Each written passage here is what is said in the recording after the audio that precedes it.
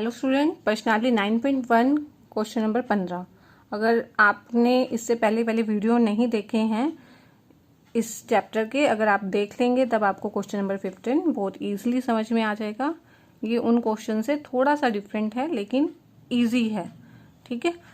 Question number 15, एक सीधा राजमार्ग एक मीनार के पद तक जाता है। एक सीधा राजमार्ग जो है, देखो कई बार हम देखते हैं ना कि एक जैसे ये सड़क है, ये जा रही है एक भवन, एक मीनार के पास तक।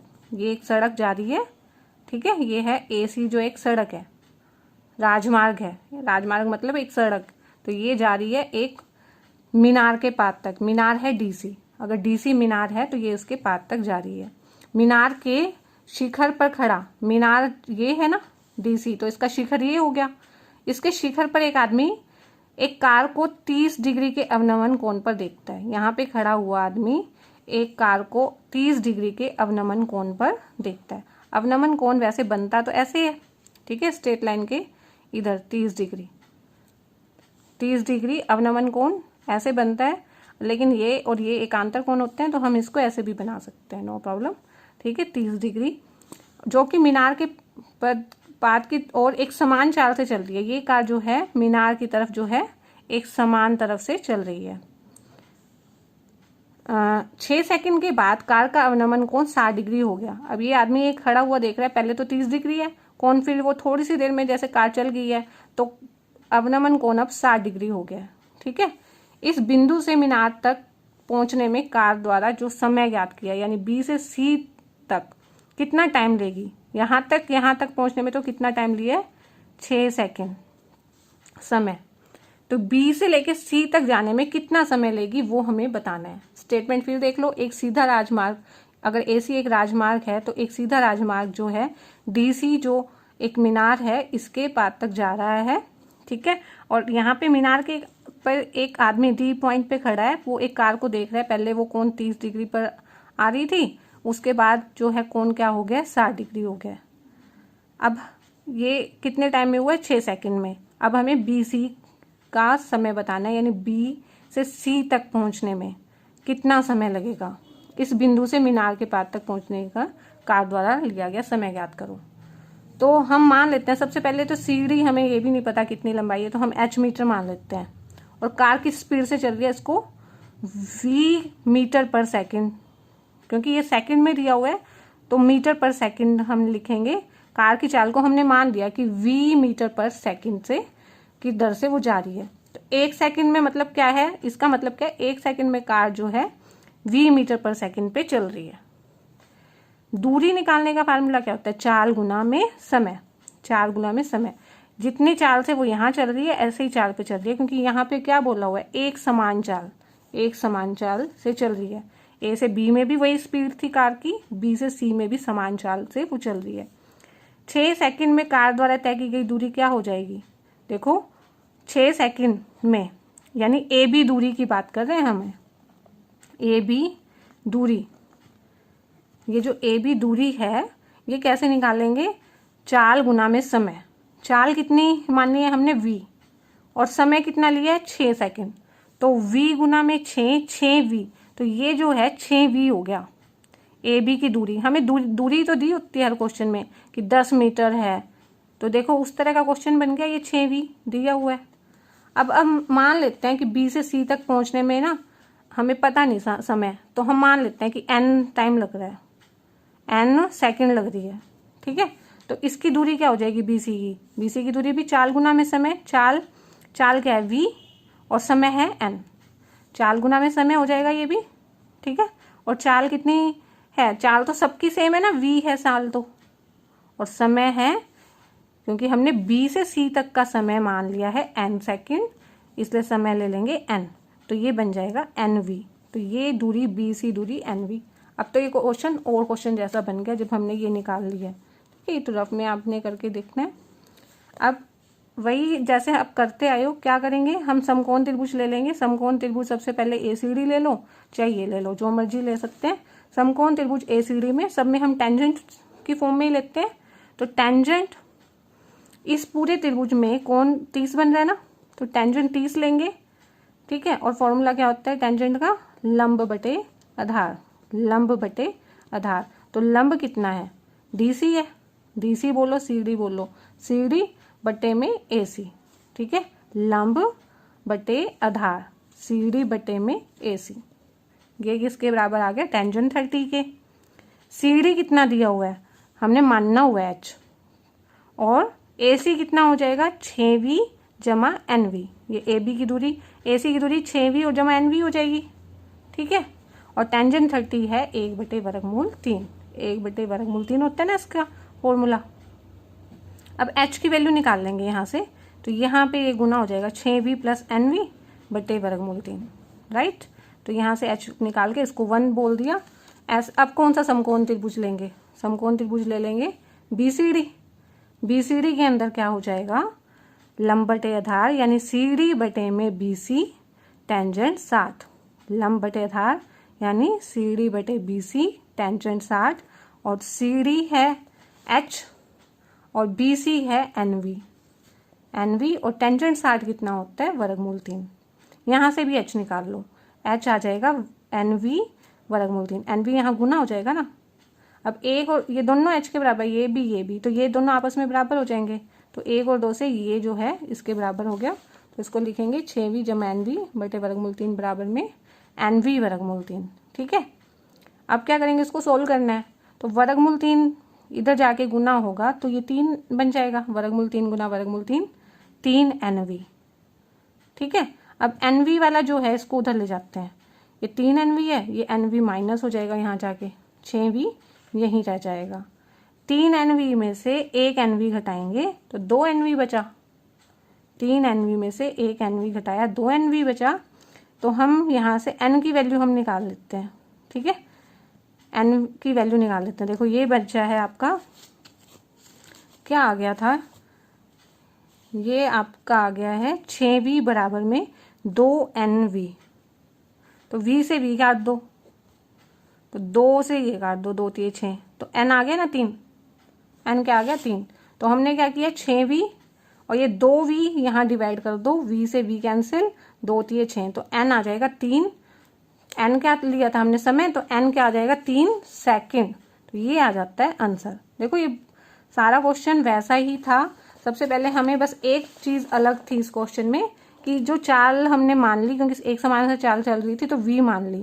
ये 6 सेकंड का टाइम दिया था a से b में, तो 6 सेकंड समय गुना में चाल, चाल गुना में समय कह लो या समय गुना में चाल, तो 6v, इसका n समय मान लिया था, ठीक है, और v चाल है इसकी, तो nv, तो ये दूरी वही बन गई जैसे आप 20 या 10 दिया होता है। तो बाकी क्वेश्चन आपका वही सेम है, तो यहाँ से ये थोड़ा आप अच्छे से कर लें तो ये क्वेश्चन में बिल्कुल दिक्कत नहीं है।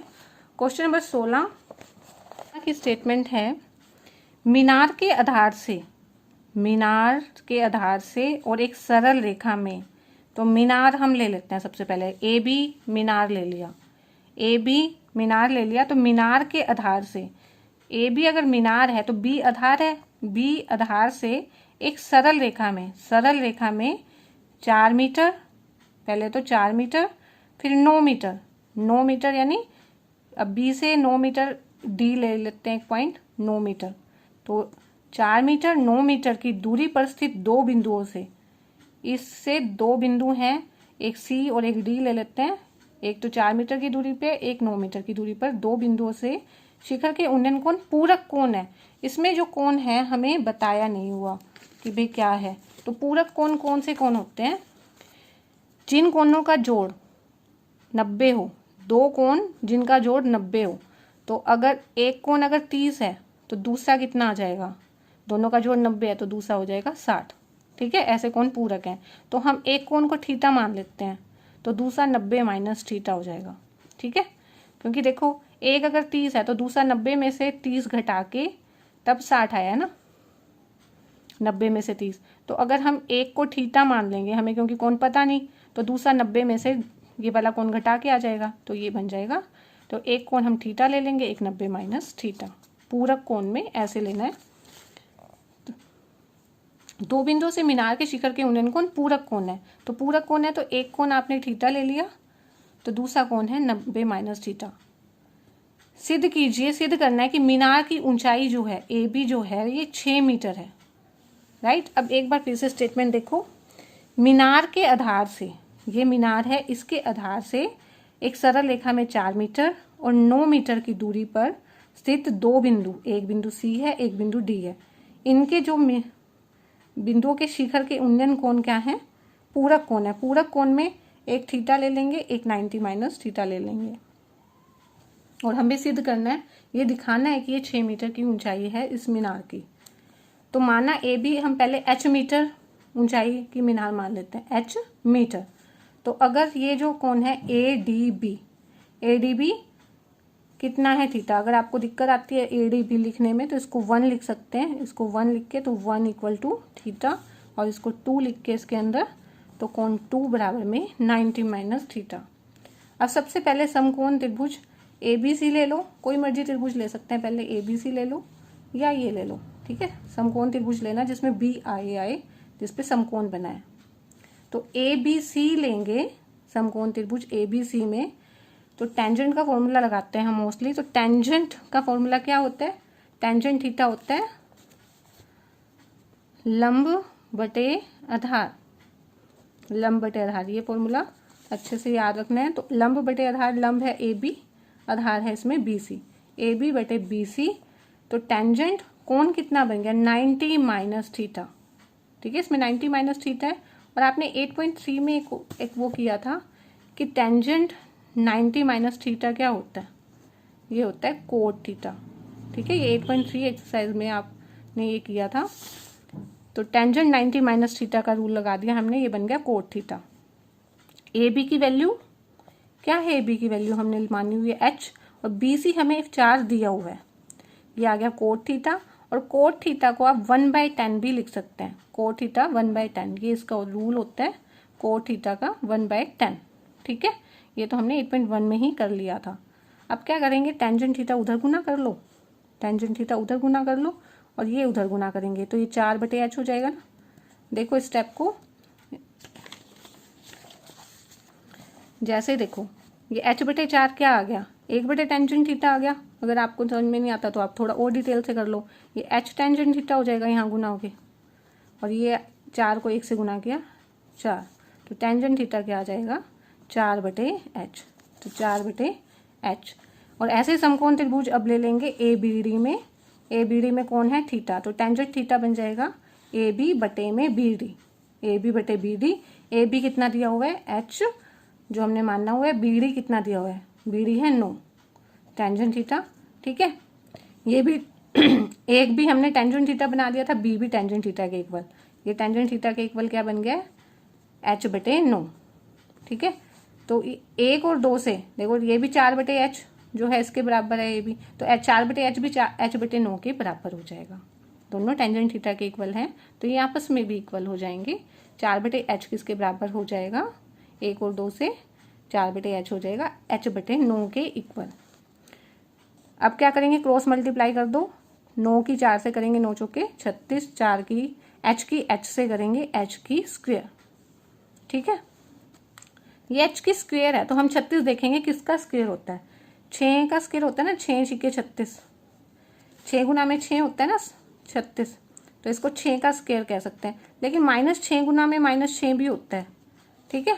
तो हम क्या कर सकते हैं, ये इसको 6 का स्क्वायर या -6 का स्क्वायर लिख सकते हैं, जिसको हम +-6 का स्क्वायर लिखते हैं। तो इसको 36 को क्या लिख देंगे, +-6 का स्क्वायर। हमेशा ही हमें जब स्क्वायर में बनाना है तो हमें नहीं पता ये प्लस में है माइनस में, तो स्क्वायर से स्क्वायर कैंसिल हुआ तो h क्या आ गया, +-6। लेकिन h जो है, h क्या है, एक ऊंचाई है, किसी भी चीज़ की ऊंचाई माइनस में नहीं हो सकती, तो हमें -6 नहीं लेंगे ऊंचाई, लेकिन h नॉट इक्वल टू -6 ऊंचाई नहीं हो सकती, ठीक है। जो ऊंचाई है वो माइनस में नहीं हो सकती, इसलिए मीनार की ऊंचाई क्या हो जाएगी, 6 मीटर। देखो प्लस माइनस था, माइनस तो हो नहीं सकती, तो प्लस वाला 6 मीटर ऊंचाई हो जाएगी। और हमें क्या सिद्ध करना था, सिद्ध कीजिए कि मीनार की ऊंचाई 6 मीटर है, और यही हमने सिद्ध कर दिया लास्ट में। तो ये हमारा प्रूव हो गया, प्रूव्ड। तो ये आपको एक्सरसाइज समझ में आई है तो वीडियोस को लाइक कीजिए, चैनल को सब्सक्राइब करो, ताकि आप सारा जो मैथ है 10th का वो मेरे साथ कर सको। तो चैनल को सब्सक्राइब करना बिल्कुल भी मत भूलिए।